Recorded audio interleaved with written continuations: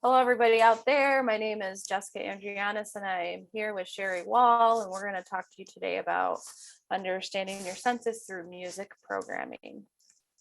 Just to give a little bit of background about myself, I am a senior recreation therapist at Hutchings Psychiatric Center. I've been there for about 7 years. I currently work with adults on an inpatient psychiatric unit that is a 50-bed unit. Before that, I worked at a outpatient children and youth adolescent program.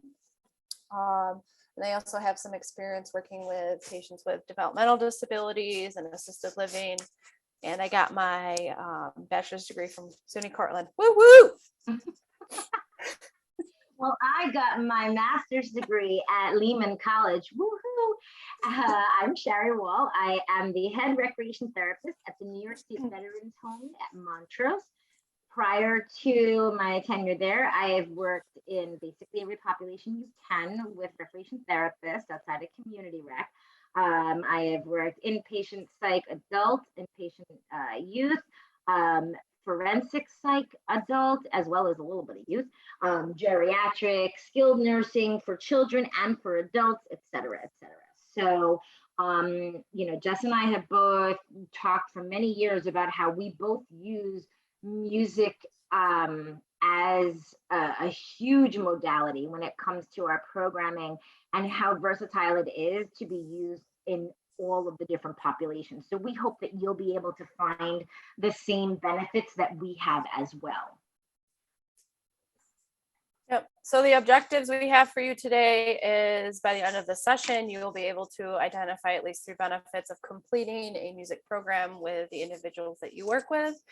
You will be able to identify at least 2 strategies for effectively planning your music modality program, and you will be able to identify at least 2 different formats of completing your music program as well. So think back to that first time that you heard a song that really just touched your soul. Was it the first breakup that you ever had? Was it the loss of a loved one? Was it the moment that you realized that everything really was gonna be all right, right? Was it that epic part of Titanic when Rose told Jack that she would just never let go, and then you were sobbing because, her heart would go on? It's one of my favorite movies. I agree. So why does it that music has this power over us? Why can it change our moods? Why can it make or break our moments, right? Can it? You absolutely better believe it. And so Jess is going to show you, while she's setting this up, I'm going to tell you guys a little bit about this, okay? I don't know about you guys, but I am an exennial, as they say. And for me, as a 14-year-old watching my so-called life, it was life-changing. And so I want you to take a look at this one teeny tiny little scene, and we're going to talk for a second about it.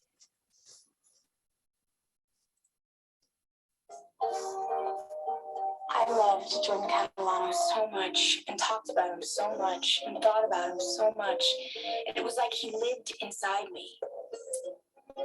Like he had taken possession of my soul or something. And then one day, I got over him. When I'm walking, I start my stop, and I'm so strung out. I'm high as a kite, I just might stop to check you out. Let me go on, like I blister in the sun. Let me go on. Big hands, I know you're the one. When I'm walking, I start my stop, and I'm so strung out.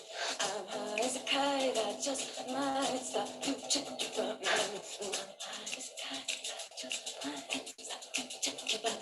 Let me go on, like I blister in the sun. Let me go on. Big hands, I know you're the one. It was like Jordan Catalano had been surgically. I know you younger group out there are probably like, what the heck was that? Because I was that way too. You're also probably saying, what is Claire Danes doing there? And what the heck is going on? Well, let me tell you. Or who Claire Danes is. Who Claire Danes, yes, it's true. But here's the thing, okay? That that scene happened around the same time that I was pining and loving and oh my gosh, head over heels over my first boyfriend and oh my gosh, he broke my heart. And here it was, right? She and I, we were the same person, you know, Angela Chase and I were going through the exact same thing at the exact same time. And because I watched her get over it and dance to Blister in the Sun, which by the way, really inappropriate song, but anywho, when I saw her doing that, I said, you know what, I can do this too. And it changed my whole entire outlook on how to get through a traumatic event in my eyes and my 14-year-old little eyes. Okay. So we want you to be able to help others see how music can help you help them, if that makes sense.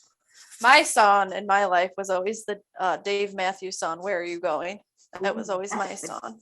That's a great one. Yeah, that song always made me think of my grandma. I played it a lot when she was in the hospital passing away, and it made me just feel like really close to her by playing it. It makes me smile still. So I know everybody out there definitely has that song.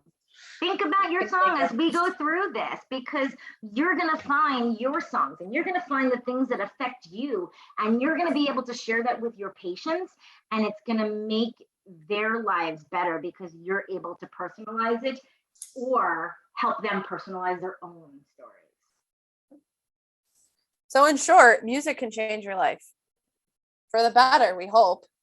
Obviously, we do have some emotions come out, like I said. I have that Dave Matthews song that I really like. That could make me feel a little sad sometimes because of what it means to me, but it makes me feel good that I was there for her. So music, we can really like bring our life into it. Like I feel like Dave was my friend during this time. You know, it really can change how we grieve, how we go through life, everything. 100,000%, Jess. And that's really and truly what we hope that you get out of this session, aside from those lovely little learning objectivities. Really and truly, it's recognizing that music is meaningful to everybody in different ways, and helping them hone that for their own purposes is what's going to make your program phenomenal. So let's talk for a second, because we wanted to make sure we justify and we recognize the difference between music therapy and music as a therapy. And we're not going to read this whole thing, but take a look here. Music therapy is the clinical and evidence base of music interventions to accomplish individualized goals within a therapeutic relationship, credentialed by a credentialed professional, right, who's completed an approved music therapy program. Okay, and that kind of sounds familiar, right? Because guess what? That's what we do as well. But here's the difference. If we want to go to the next slide, we can take a look and see that music therapy versus music as a therapy, right? These examples are therapeutic music as as a therapy, but they're not clinical music therapy, right? So a person with Alzheimer's listening to an iPod, right? We know that there's a fabulous music and memories group, right? We have the groups like Bedside Musicians, Musicians on Call, right? Celebrities who perform at hospitals or schools, and they come in and, oh my goodness, it's amazing, right? The piano player in the lobby of the hospital, the nurses and the background music for the patients being played, right? High school students playing guitars in a nursing home, a choir singing on the pediatric floor of a hospital. That is not clinical music therapy, and that's okay, because that's not what we do. We are not clinical music therapists, but we are recreation therapists who use music as a therapy. I'd like to think too, when I was in the Girl Scouts, when we would play at nursing homes, people Yeah. really enjoyed Yeah. us. I don't know if my voice was that good, but I hope they did. Right, but it had value, Jess, and that's what we want to show, and that's what we want to really hone in on. So as we go to that next slide, we're going to see there are examples of what credentialed MTs do, right? They worked with Congressman Giffords to help her regain her speech after surviving a bullet wound to her brain. And I will want to say to this, just so you know, when I was at the ATRA conference, when they announced that Congressman Giffords, when she first got shot and injured, not only was she using music therapy to regain her speech, but she was also using recreation therapy, and the crowd went wild when they announced that, because it's true. We are so, we're such a small profession that people don't really think of us as an individualized, right? So the fact that she had a rec therapist, the fact that it was in addition to her music therapist is huge. So let's come on, we'll go to the next slide and we can take a look here and we can just really see that, music as a therapy, if we use the word music therapy generically, as they say, right? The way we use Kleenex to refer to a tissue, we're not being precise. So take a look at what he says. If somebody is listening to music or they're engaged in a guided imagery, but they're playing an instrument, right? In the therapeutic context, it does not conform to the definition of music therapy. It's a music intervention. And that's where we come in as recreation therapists. We have to be sure that we are not stepping on toes of other people's scopes of practice. But there is a huge availability for all of us to coincide together to work cohesively and within our own scopes of practice.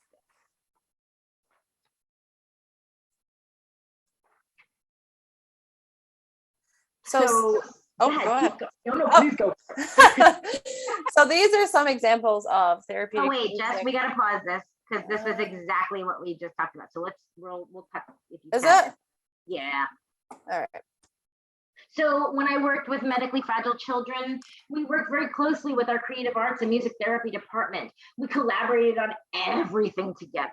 And what we have here in the link, and we will link it in the actual posting of the YouTube, not the YouTube itself, but the actual session. So you can go ahead and you can take a look at this a little bit. And we're not gonna really play it, but what I want you to see is that together, the creative arts therapy department, the recreation therapy department, all of them together, we all came together with our kiddos at Elizabeth Seton Pediatric Center. And what we did was we helped the kids learn how to rock, right? And this was a program that was facility-wide. If you look at this video, you're gonna see doctors singing, you're gonna see me singing, you're gonna see our nurses, you're gonna see our rec therapists, our music therapists, our child life therapists. Everybody got involved. And that, for me, was the best recreation therapy of it all. So when you get a chance, if you'd like, I know it's long, it's 9 minutes long, but it's so worth it to see how amazing those kiddos were and how amazing that project was when it finally came together for us to really and truly show the benefits of music as a therapy. So here it is, ladies and gentlemen, Yes. if you'd like to take a look at it. Yes, we'll include the link. So one of the reasons Sherry and I wanted to talk a lot about how helpful music could be in programming is, I mean, you all see it every day, whether you have kids, whether you have younger patients, everybody's using iPods, everybody's using cell phones, everybody is connected all the time. So studies completed with Kaiser Family Foundation found that those that are younger spend between 7 hours and 38 minutes using media every day. 2 hours and 19 minutes listening to music. 76% of this population owned an iPod, and 84% had access to the internet. So when I read this, I'm thinking to myself, 2 hours a day. Wow. Wouldn't it be great if we could curb a little what type of music they like, or give them some good vibe music, But what does that mean for us as a rec therapist? Why is it important for us to know this? Why is it important to lead music programming with clients? Why do you guys think? Think about that. Because if they're listening to music on their own, it's important for us to know what they like too, right? What they're listening to, what's important to them, and try to give them some help in actually thinking about what they're listening to. Because how many of you out there listen to a song and you're like, that's great, and then you look up the lyrics and you're like, what did that say? Right, what am I singing in my car? What? Which is why I said, using Blister in the Sun as a song for teenagers to sit there and dance to is all well and good. But when you look at the lyrics are not so great. The lyrics are honestly, pretty risque. But to a 14-year-old thinking, oh my God, this is amazing, it's very different, right? And just think about the benefit you would get even more out of music if you really actually looked at it and listened to it and kind of like thought about, oh, what's this song mean? Instead of just Real casually evaluation. listening to, yeah. Right. The evaluation of it is what we're really, really asking you to hone in on. And we're going to get into that as we can continue. So next we're going to talk about some of the benefits of music. Some of these are pretty obvious, but some of the psychological benefits are reducing stress, improving mood, easing some active symptoms that people might be experiencing depending on where they are. Those symptoms could be their mental health symptoms, if they have some mental health diagnosis or cravings potentially, reducing anxiety, reducing some levels of depression. Physiologically, that could mean changing their pain threshold. Maybe they're not feeling as much pain as they would be before, because music is maybe getting their mind off of it. It can increase their immune system functioning. It can affect heart rate and respiration, good or bad. It can decrease stress hormones and stimulate adrenaline and cortisol. Other benefits include emotional and spiritual benefits. Described as a language of emotion, music is a moral law. It gives soul to the universe, wings to the mind, flight to the imagination, and charm and gaiety to life and to everything, said Plato. So music can also evoke maybe a memory or a warm fuzzy, as we used to call it, right? It can be a type of catharsis. So think about songs that might do that for you, you know, Butterfly Kisses or The Living Years or Tears in Heaven. You know, The Living Years was written by Mike of Mike and the Mechanics to express his, you know, sadness of not having a great relationship with his father while he was still alive. Tears in Heaven was written by Eric Clapton as a way to deal with the loss of his 3-year-old son very tragically and very publicly. So there are songs that can certainly be used as catharsis, not only as writing them, but also by listening to them. Like Jess said about listening to Where Are You Going by, you know, by Dave Matthews. Dave Matthews, thank you. By Dave Matthews. That's a catharsis for her, right? Everybody has different songs that give off that vibe. So, like we've talked about a little bit already, it's very important to remind yourself when you're doing programming with music that you could be bringing up some traumatic instances for some patients. So it's really important to know your patients, know what some of their triggers are, talk to them. Some patients will just tell you, I can't listen to Dave Matthews, even though I love Dave.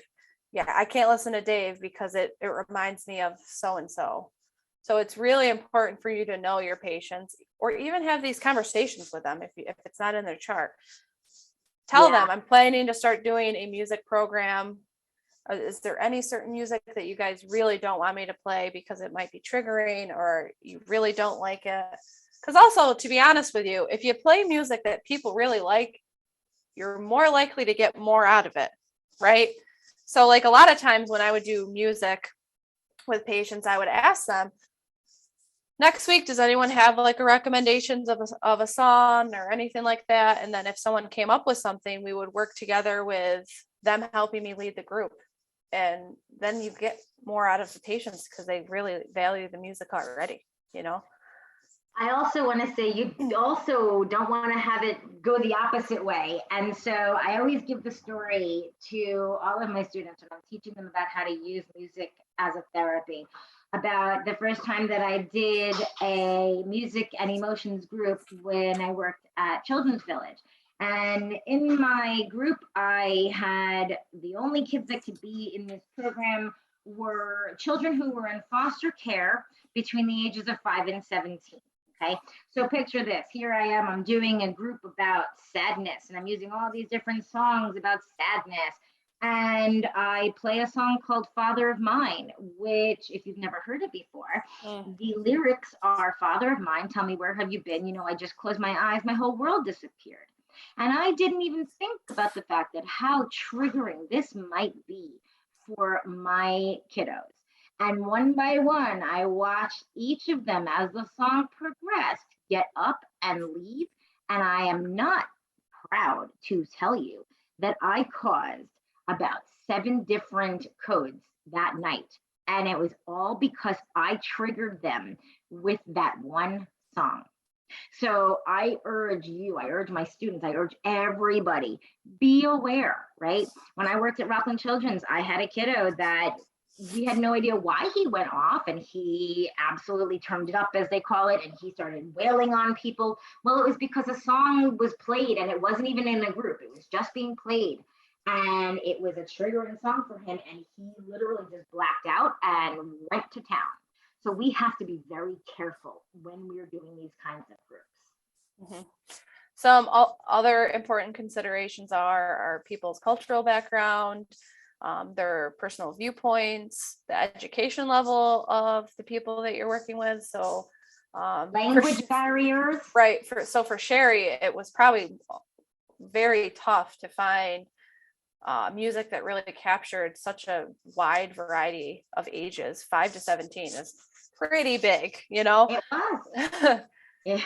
So you have to keep that in mind when you are picking different music, what type of, like I said, educational level patients have, or IQ level, like if they can understand the words, if they know what the music's even saying, because if it's way over their head, they're totally going to miss the important points of it. And they're going to shut down, and they're not going to want to participate. And they're going to say, this is a stupid group, I don't want to be part of it, without really giving it a chance, because they don't want to admit that they don't understand the word. And I've seen that happen a lot. Yeah. So like I stated already, preference is also important to think about. So if you could do personal preferences of patients, that's something that might be helpful in aiding you and having participation more in your programming. Ages of participants, like we've already touched on. And what I like to do is I like to preface whenever I'm doing my group, and we're going to talk more about that going on. But what I like to do is I do different, like multiple genres in one group, so that you might be a country music liker, but you hate rap. Well, guess what? I might have rap in here too. I might have country. I might have, crooning or whatever it is. And it's not about, for me, it's not about the song itself. It's more about the lyrics. And we're going to talk a heck of a lot more about that. Yeah. But it's important to note and let them know that, you might not really be a fan of this. I use a lot of Linkin Park in my songs. And if you've never heard them before, a lot of my kiddos, especially at Children's Village, who were of, let's say, an urban background, would say to me, hey, Miss B, as they used to call me, why do we have to listen to this angry white people music? I swear to you guys, that's what they said. And so I would say, well, if you can't relate to the lyrics, we used to use tickets as a reward system. I will give you 100 tickets on the spot. And I never once ever gave out any tickets, because every kiddo could relate to the lyrics, regardless of the music, if they did or did not like it. And many times they would actually ask me to play the music again afterwards. Just wanted to put that out there too. And this is where I found that one of the patients doesn't like Dave Matthews. It really hurt my heart, but right? Not everybody will like. That's important to know. Not everybody likes the music that we like. We sometimes are like, this artist is the best, and we play it, and you sometimes would be unhappily surprised that not everyone else agrees with you. It's funny because so for Thanksgiving, I usually do a gratitude music and emotions group.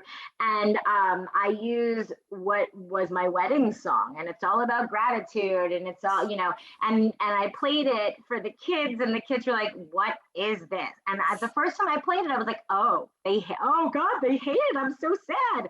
And I realized it's not about me. So I didn't get offended by the fact that they didn't like it. It's okay if they don't, but we have to know and work for our audience. Yep. So we're going to we have a couple slides talking about planning group and how to set this up. Sherry, I'll let you take it away because I heard you start talking. You got it, absolutely. So the first lesson, you need to plan that music wisely, okay? Would we use a song that glorifies drug use, like We Can't Stop by Miley Cyrus, a drug alcohol rehab? No. But we could use Rehab by Amy Winehouse or Day and Night by Kid Cudi, right? There are songs out there for every topic, every emotion, because really and truly, and we're going to give you guys some handouts, links to them as well, but really and truly, music is poetry to words. I'm sorry, poetry to music, right? So it's somebody's emotion that they got out from their head into the paper, okay? So you can find something from any genre to touch the audience, but you should also be willing to try to get them to come out of their zone, right? Remember, picking Father of Mine for the group of boys with behavior issues were probably not the best of my moments, right? But that was 12 years ago. And as I've done this further, I've learned, how to hone it, right? But do not get afraid. Please don't be afraid to get deep in those emotions. Once you know your patients or your residents or your consumers, whatever you call them, right? We don't want to do that with people we just met, okay? But they have to, once we form that therapeutic bond, they need to be able to trust that you're able to explore them, right? So look at the lyric. The man said, "Why you think you here?" I said, "I got no idea. I'm gonna lose my baby. So I always keep a bottle near." He said, "I just think you're depressed and I don't ever want to drink again. Oh, I just need a friend." So what can be inferred from that struggle, right? Really and truly, she's not drinking or drugging in order to, get high. She's doing it to mask an emotion. And that's what we need to hone in on. So other things to think about are environmental issues. Is the room going to be used for other programs? How will the room be set up? Will people be in and out giving meds? Will people be coming in to take people on appointments? Will other the people be staff coming in and getting snacks or TV remotes, whatever it could be? Yep. The time you have to complete this program. So that will determine how many songs that you want to choose or how much discussion you want to have for each song. And it's funny because Jess and I were just talking before we started recording, and she said, I remember when you did a presentation about this earlier a couple of years ago, and how you said that you only used like 4 songs, and some woman, for an hour and a half group, and another woman was like shocked. But really and truly, we need to be sure that we understand that if we're doing a music and emotions group, as I call it, right? The use of contemporary music. The idea of these groups is not a music appreciation. It's about the actual discussion, right? The media itself is the conduit. So you're going to play the song, but really and truly, the discussion after is what the actual group is supposed to be.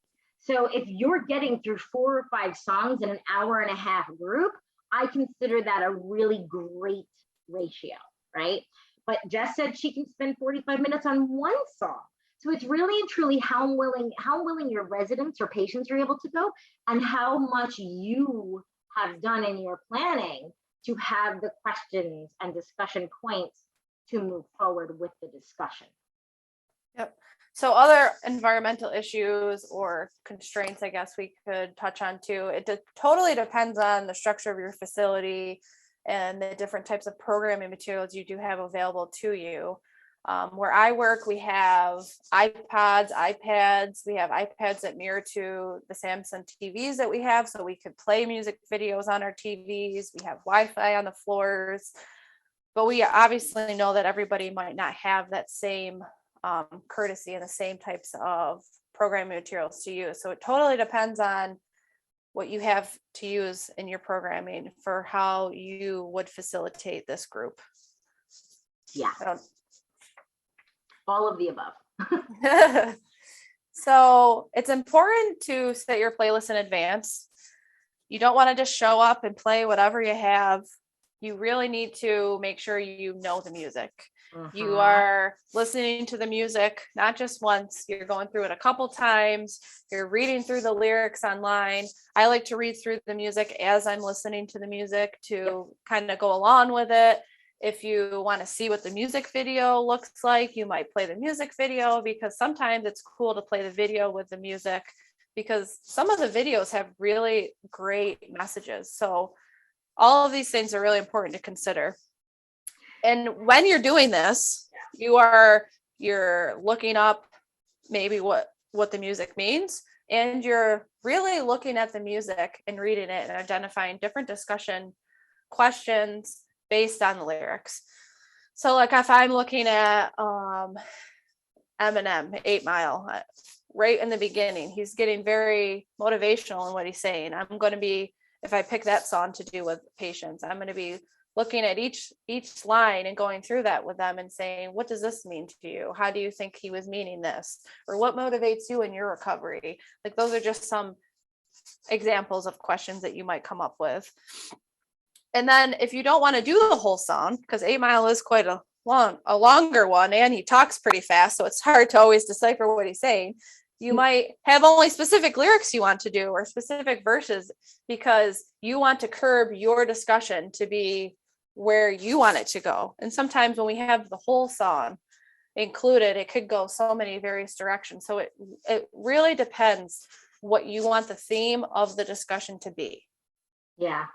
And like we've been saying, you need to realize that not everyone's going to like every song that you're going to choose, and it's okay, right? All we're asking is that they listen to it and see if they can relate to it. Just because they didn't like the song that I love doesn't mean that they can't get value out of it. And if they don't get value out of it, I can't take offense to that, because the biggest thing I want everybody to take out of music as a therapy is that it is different for everybody, right? Everybody has their own choices. Everybody has their own, I guess, likes and dislikes, right? So really and truly, it's okay if they don't like it, but can they relate to it? That's the bigger thing. So like I said, it's really important to, when you pick a song, if you decide you want to use it, really figure out where you want to go with the music. Yep. Because you can honestly take it almost anywhere. Absolutely. So group structure is also really important, like we kind of touched on already. How many songs are you going to use? Depends on the length of the group. It also depends on how many discussion questions you have. It depends on the patients in your group. It depends on, like, if some of your patients are not stable and cannot participate. It depends on if you have patients that are very vocal and willing to participate. You really need to make sure you know who is going to be in your group, whether you have a group roster or you have certain people know you're going to be asking to go to the group. That will depend on how long the group will be. You don't want to sell yourself short and not have enough material. Always try to have more than not enough. Always. You can always use the song the next time, but you don't want to sit there and try to fill up dead silence. It's always, as we always know as rec therapists, you need plan A, B, C, and D. And when those don't work, E and F come on in, right? So we always want to make sure we have extra as opposed to not enough. Right. So the way that I would always start these groups that I would do, because I normally would do a music perception group, is I would always talk every time about what perception is, discuss how everybody's perception is different. Everyone has the right to their own opinion. And we're not going to be judging anyone's opinion. So kind of setting some ground rules to lay the framework for everybody to be able to participate in their own way. Right. Also, a huge thing I always make sure we say is what happens in group stays in group, right? So that it and I also let them know, hey, maybe you don't share super personal information because it's nobody's business what goes on in your treatment but you and your treatment team, right? So we want to make sure that they feel safe and supported, but they also don't go sharing huge traumas that set others off, and then we just send them on their way after we ripped off the Band-Aid for a gash of blood, if that makes sense. Right. We have to make sure we let them know that this is, a way to help themselves, and we're going to give them a little bit of guidance, but really and truly the work comes after they leave our group when they've then identified songs that might help them. Right. So it's really important when you are doing this planning to think about all of these things. And if there are other important special considerations that you need to be mindful of when planning, even like when your group time is, maybe you shouldn't have a group At I night don't- for sundowners, right? Right. Yeah, Or you shouldn't have a group at 11 when everybody is always passing meds in and out of group when you're trying to have a really good discussion. Maybe you Yeah. should have a group that is more recreational based and leisure based. So a lot of like those things are going to pertain to each individual person and when you should plan your group for your day. right. So we're going to start getting into some different formats and different strategies for completing music programming. So some of the ones that we're going to talk to you about today is playing the song, discussing what the song means to you, if you have any standout lyrics, what emotions it brings out, how do you feel about it, do you like the music, and then passing the lyrics out and playing the song again. The second one we're going to review is reviewing specific lyrics and playing the entire song to review. The third one, reviewing specific lyrics or listening to the entire song and then watching the music video to see if the person's perception of the music has changed.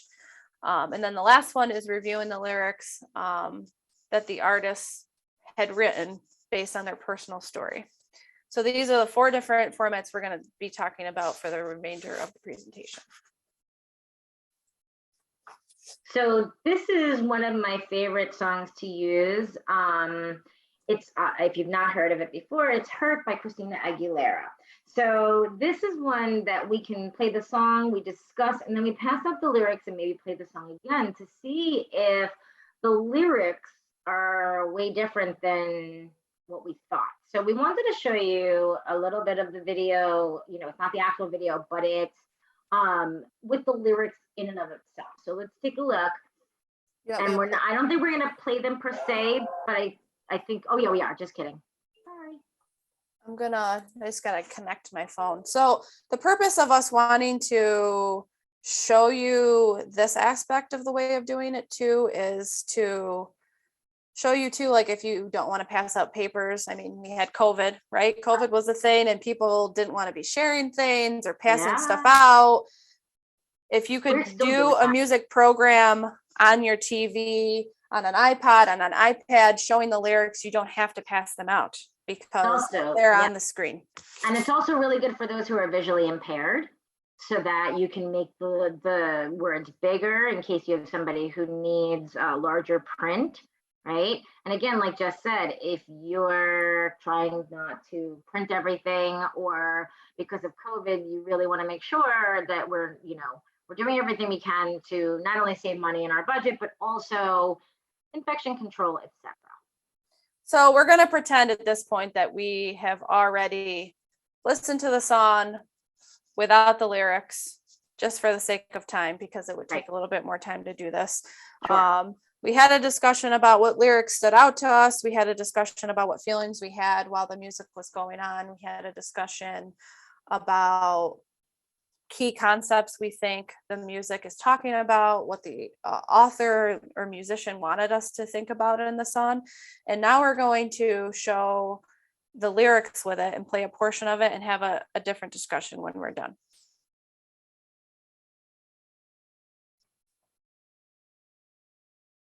Hold on, I got an ad. Hold on a second. That's the beauty and the curse of YouTube in and of itself. Yep.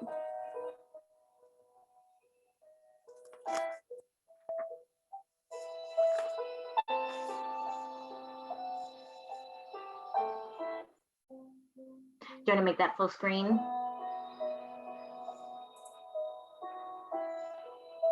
Seems like it was yesterday when I saw your face.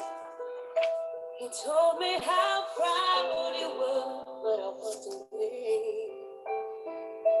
If only I knew what I know today.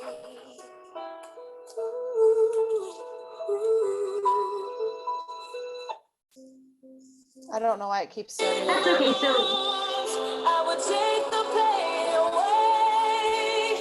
Thank you for all you've done.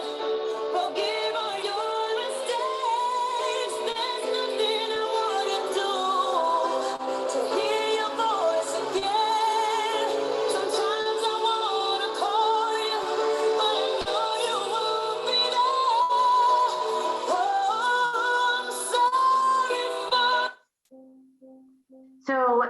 part here, and then we can start the discussion, right? Sorry, I think it's So- because my thing was dying. So it was Oh. like, stop playing. I have no Yeah. energy left. So now, once we've done that, if we read the music with the lyrics, right? So take a look here. We're going to have our discussion, right? We're going to ask first, what's your initial thoughts on the song? Did your body react to it, right? Do you have physical reactions to the emotions? Do you have a memory attached? And most importantly, can you relate to the lyrics, right? But then we look at the lyrics. I want to hold you in my arms. I would take the pain away. I would thank you for all you've done, forgive all your mistakes. There's nothing I wouldn't do to hear your voice again. Sometimes I want to call you, but I know you won't be there. And the questions you can ask are, who's she talking to? Is it a family member? Is it a significant other? Is it, a loved one? Is it a coworker, somebody you lost, right?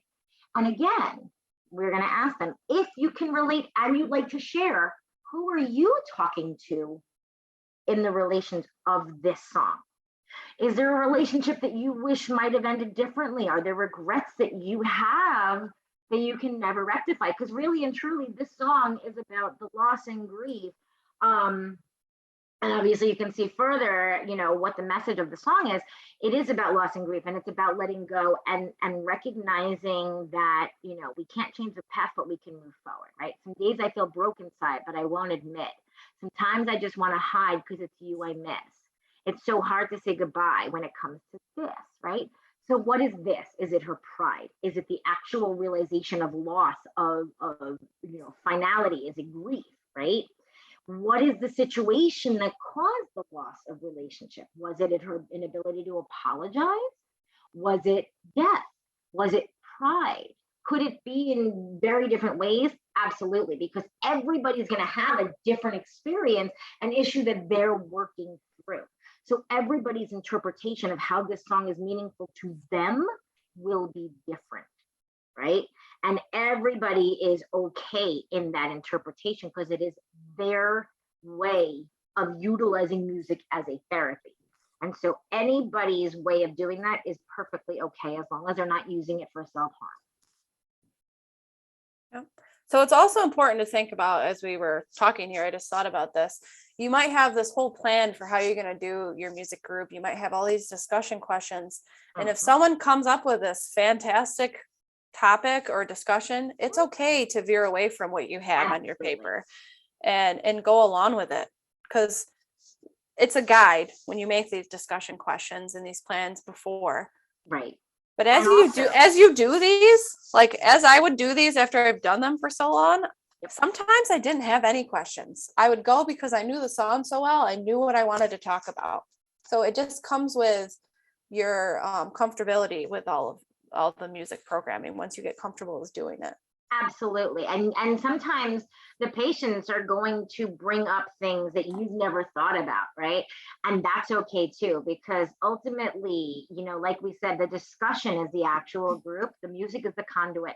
So if it means that somebody is going to say something and you're going to veer in a different direction, that's totally okay, because you are letting it's fluid and you're letting them lead, but you're guiding it.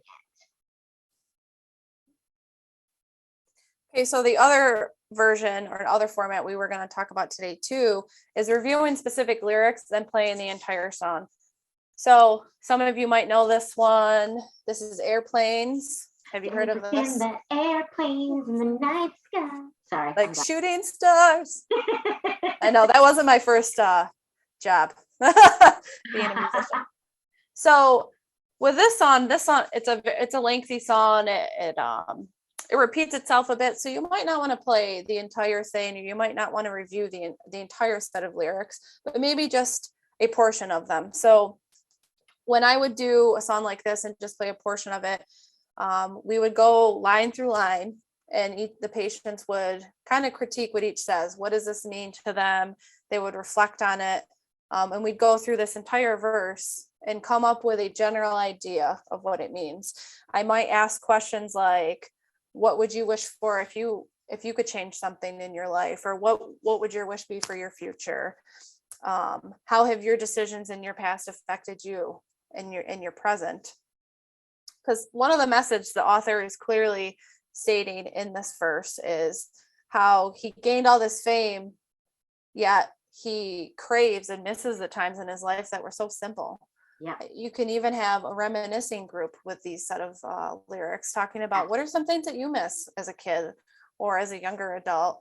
You know, when I was a kid, I couldn't wait to be an adult. I couldn't wait to get a job, get out of the house, but damn, I miss not sitting in bed, not having to go to work, not having to have all this pressure, money, bills, you know, like I miss all of that stuff. So it could be a good time to have some reflection too with our patients. And I just also want to say very quickly that, you know, some people might shy away from using this like in a skilled nursing facility or geriatrics. Please don't. Okay. Just because it might not be their cup of tea when it comes to the music genre does not mean that they could not relate to these lyrics just as much, if not more, than others. Okay. There comes a time when you fade to blackness and all you're doing is staring at the phone in your lap and you're hoping, but then people never call you back, right? How many of our residents in a skilled nursing facility feel that way? So just because it was rapped does not mean that they cannot relate. Right. So again, it just depends completely on what lyrics that you want to hone in on when you have these discussions. Because like the verse or line that Sherry just talked about, maybe you're going to have a whole discussion about relationships and people that you wish were still in your life, you wish you could reconnect with. It doesn't have to be about what I talked about originally, which was what you'd wish for. It could be entirely about the relationships that you had previously that you don't have anymore and you kind of miss. So it completely depends on exactly how you want your discussion to go. And it's fluid, like Jess said, you know, it could be that you have this idea of what you want to talk about, and then they say something, you go, wait a minute, that's a great, let's talk about that. And all of a sudden your discussion has veered for half an hour, but your residents or your patients got so much out of it that it was so worth not having the other songs that you were going to play that you can then play at another time. So the next one we're going to talk about is reviewing certain lyrics. So the song that I would do quite frequently with the kids I worked with, as well as some of the adult patients, was Unsteady by XX Ambassadors. So we would review a certain part of the lyrics. Also to keep in mind, you don't have to do the lyrics that fall right before and after each other. You can pick and choose which ones you want to use. You don't have to use them going right in order. So I would pick like one from the beginning and one from the end, because there are a set of lyrics in this song where it goes from mama to mother, showing like the difference from a child to an adult. So like depends completely on the lyrics you want to use. But for this one, I chose to use specific lyrics, and then we would watch the video after. The importance of me doing this for this song that I like to do is because when you see this one, if you guys have ever watched this one before, it shows specific things that the author wants you to really emotions and memories. Touch on. Yeah. Right. So I'll briefly show a little bit. I'm not going to play the music, but I'll show like little areas of the song and what they have to do. Because when you hear the song, you think he's just unsteady mentally or emotionally, right? But like Jess said, she's going to show you. Take a look at why he's unsteady.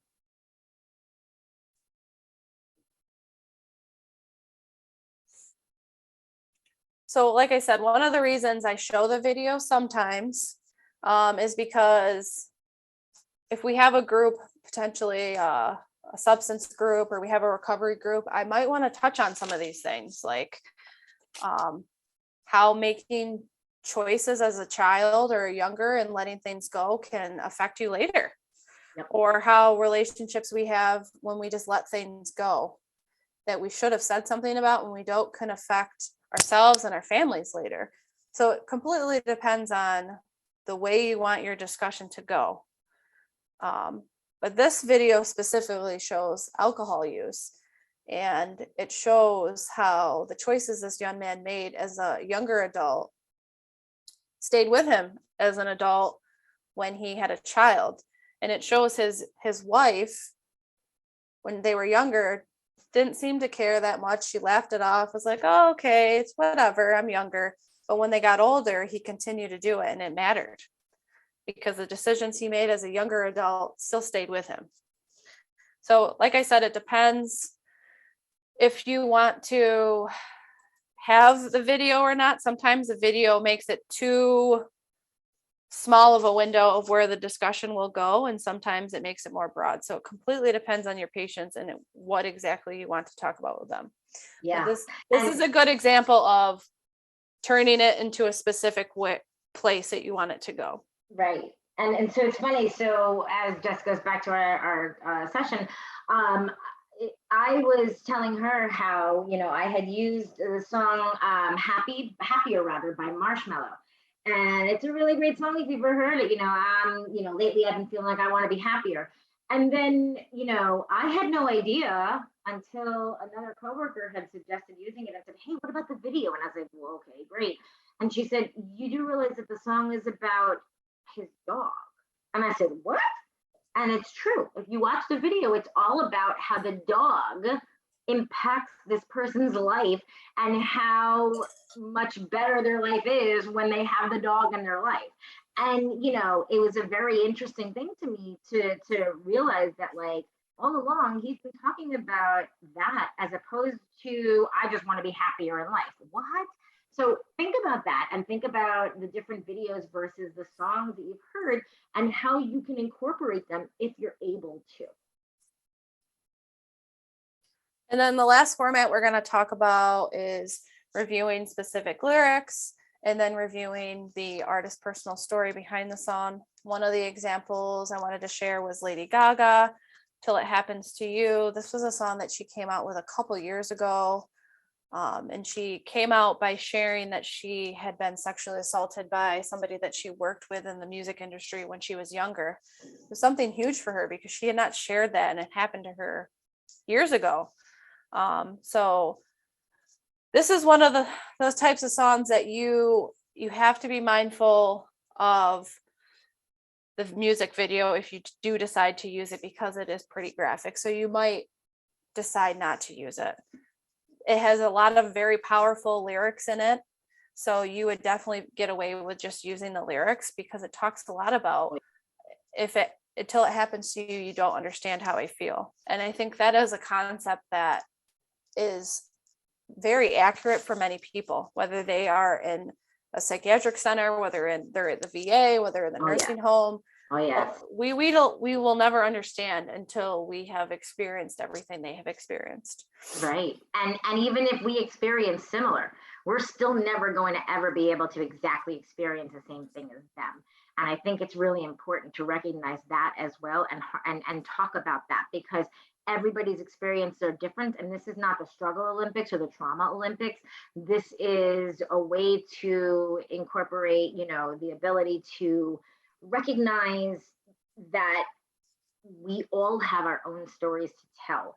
And so, you know, Jess talked about Lady Gaga. A lot of times I like to use, like I said, Linkin Park. And if you haven't heard any of the stories about, you know, if you've never looked at the lyrics, they're all about, you know, feeling like you're crawling in your skin. You know, a lot of times it's about drug or alcohol, addiction or mental health issues. And so before 2015, I would talk about how Chester Benningfield used the music as a way to cope with daily life stressors, and he used it as his recreation therapy. And then in 2015, he actually wound up completing suicide. And so now when I talk about it, I talk about how he used it, but it wasn't enough, and how he still needed to go for treatment, but did not.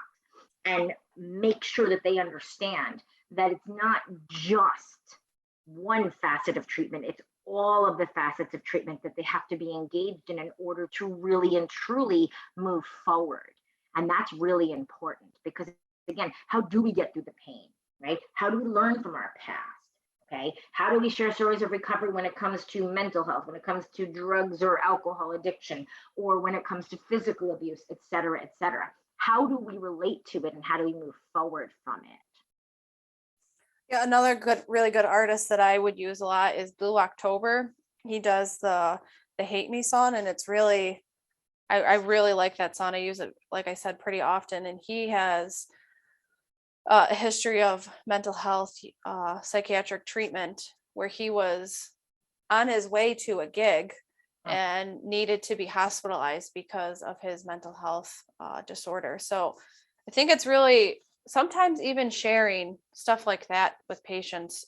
Sometimes I think they just have this perception that they're not normal, they're different, there's something wrong with them. And if we can share some of these awesome, amazing people out there that have mental health and have other diagnoses that are still living their life. I mean, Dwayne The Rock Johnson, he has a mental health diagnosis and he's the man. He's like the coolest. That eyebrow, I could never move my face like that. But you're absolutely right, Jess. And that's the thing, it normalizes it.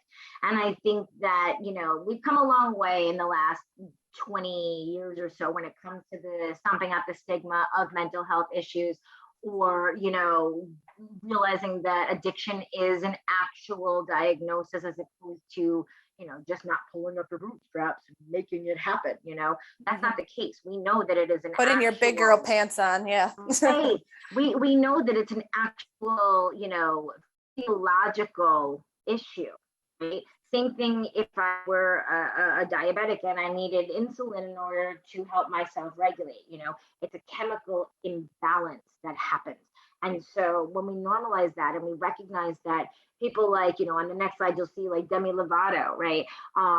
They use their music as a way to evolve. And if you listen to their music starting from right around, I'd say 2015 or so to now, right? They are telling their truth from being a child who was abused to a teenager who was diagnosed with bipolar disorder to a person who then became non-binary later, or not even became, identified, and revealed that they were finally ready to accept and come to terms with the fact that they felt that they were non-binary, okay, and learn their truth. And all of their music then revolves around that as well. And so to be able to track that ability to become more comfortable in their own skin, that's a huge discussion in and of itself. There's a documentary that they did about creating the album that helped them with the, if you look on YouTube, the song Warrior, it's all about how, I was down, I was terrible, everything was terrible, but I'm a warrior and I'm going to fight and I'm going to push through. And it was this album that they recorded, and there was a documentary that was recorded as well.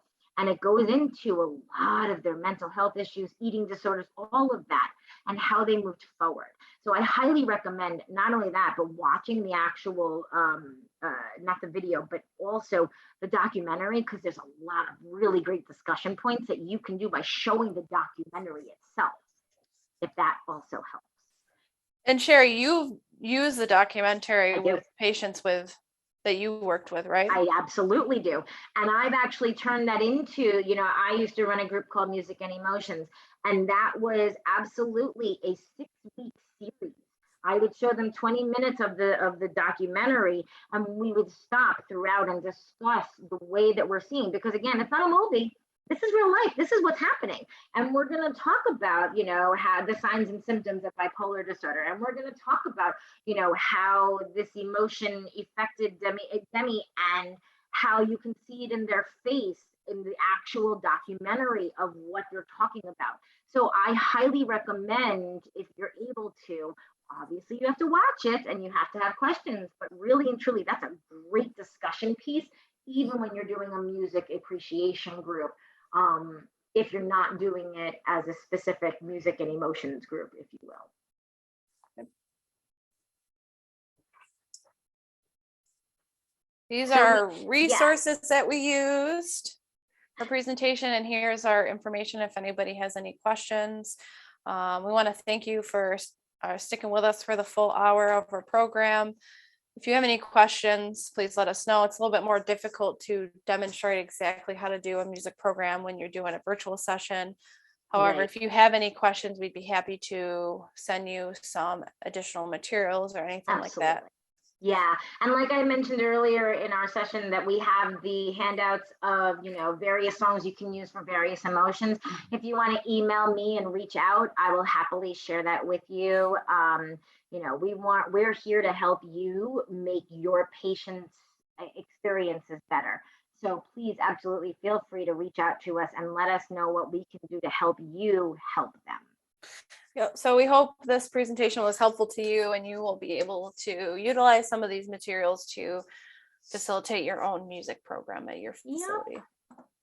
Thank you so much. You be well.